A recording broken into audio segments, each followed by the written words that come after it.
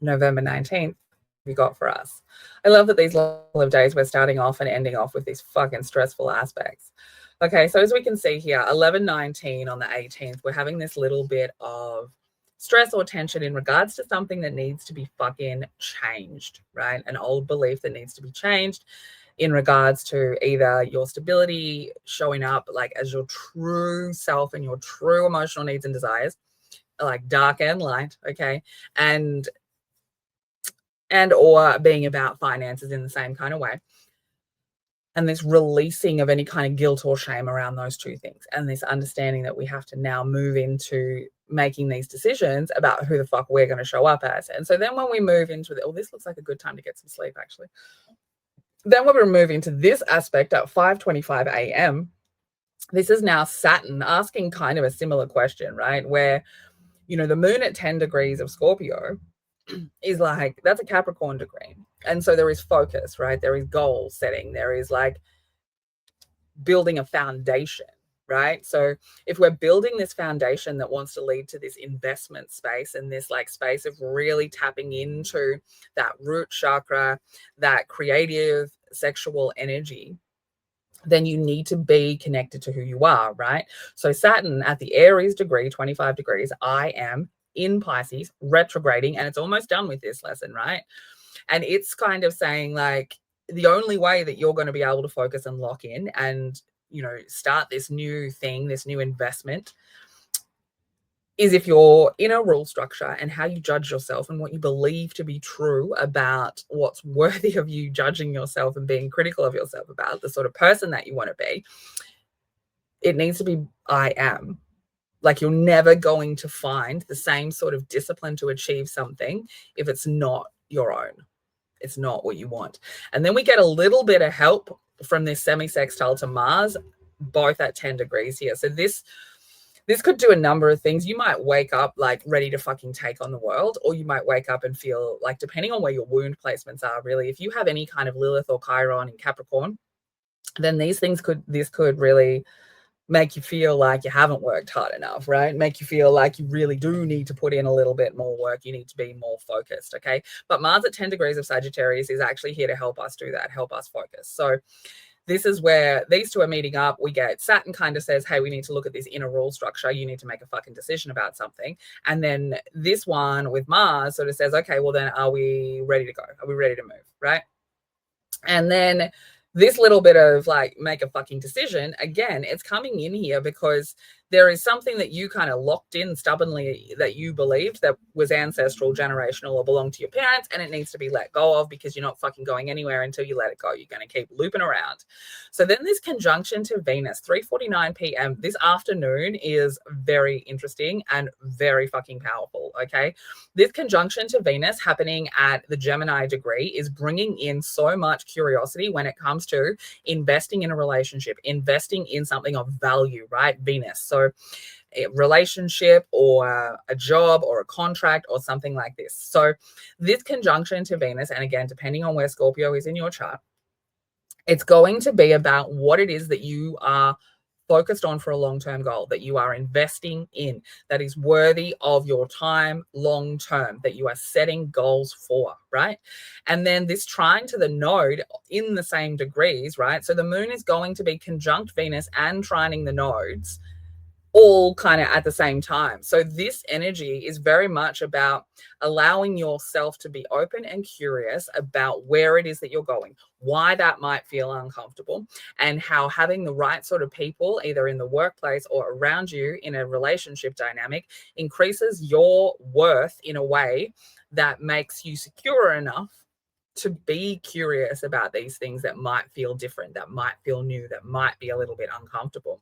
And then we see this Mercury is now back at 29 degrees of Scorpio. So this is really bringing up a lot of crisis, stress, big energy, okay?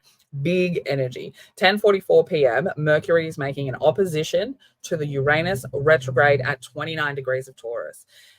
This is very likely to be shedding some fucking light or bringing something up out of the darkness that needs to be in the light that you couldn't see or understand at some point in the last 8 years. Okay. Some kind of internal mentality around these Scorpio qualities, around, shared finances, around death and rebirth, around investing in something, around like this energy of like what we possess and who you possess and what kind of, Scorpio being spiritual as well. So what kind of mystical mentalities and how are we speaking and are we being paranoid? All of these Scorpio related things. So again, depending on where it's in your chart.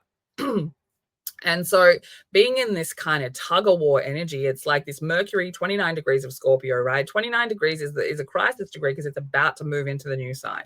So this one's retrograding. So that makes it more interesting because both of these are retrograding. So it sort of says like, you're about to take a step forward, right? We're about to take a step forward. We're about to move into Mercury, Sag, Uranus in Gemini. But before we do that, let's review. And we're sort of reviewing how the external world, right, Taurus, how the external world, the material world, how it relates to the internal mentalities, right? Scorpio. So Mercury, your mind, and like the taboo ideals and the shadow spaces and the untrust, that comes up with that kind of Scorpio energy. And so it's like right before we move forward, let's take a couple of steps back and let's have a look at this energy and let's really understand it, like where these two, even though they're opposing, are they fighting? Who's fighting for dominance? Who wants to win this? Like where can we find the balance between Scorpio being like very deep, very dark, very stuck in that kind of taboo, let's get to know all of the deep little emotional situations, versus that Taurus kind of more material based world, that sort of external space. And Mercury being the mind and Uranus being like swift change, but both of these being in retrograde could be telling you that you changed something over the last 8 years, but you're a different person now. And whatever that was that you changed, it's not good for you now. And so we're looking at really this tug of war between an inner mentality and probably about trust or sexual energy or something taboo, something secretive, something paranoid, right? And Uranus in Taurus, so like wanting to make change but needing to be stable about it. Like Uranus in Taurus has its own little battle because Taurus doesn't want to change. So it's sort of like, oh, I'll change, but it's going to need to like fit within my idea of stability. And so there's this tug of war because Scorpio is like go deep and Mercury wants to think and move, and Uranus also wants to think and move, and then the Taurus kind of digs its heels in. And so then we get to this 1121, and this is very fucking powerful for anyone who has got Scorpio or Pisces as their Mercury, okay, especially 29 degrees, because this is really being able to, like Mercury at 29 degrees of Scorpio, if you have that in your chart, you are someone who can really, like magic is kind of how you speak. You can also like hear someone's deceit in their words, right? So this Mercury trining Neptune is going to be about really understanding the voice your ancestors gave you, the power your ancestors gave you, and how do you burn to the ground the negative components of that you don't want and take with you the phoenix, right? Scorpio, we're taking with us this phoenix. And again, this is like, these are retrograding energies. So they're like allowing us this space and time to not have to make these very quick decisions. We can like, okay, let's feel it out. Let's think it out.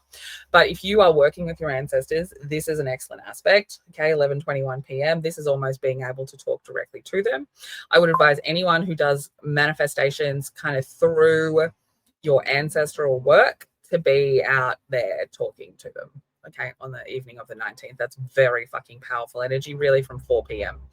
And even this opposition, even though it is kind of a tug of war, it's for a positive reason, as well as all of it being retrograding. So, I mean, put a big fucking warning up if you are someone who has been keeping secrets, because this opposition is going to shake people from sort of the illusion that you've been able to create. And this is going to help them call in their fucking ancestors to help them see the truth. Okay. Hugely magical day. All right. make sure if you are someone who has a creative project that needs to be put out and you've got some really great energies happening in your chart, this could be a day to get that out there. Okay. So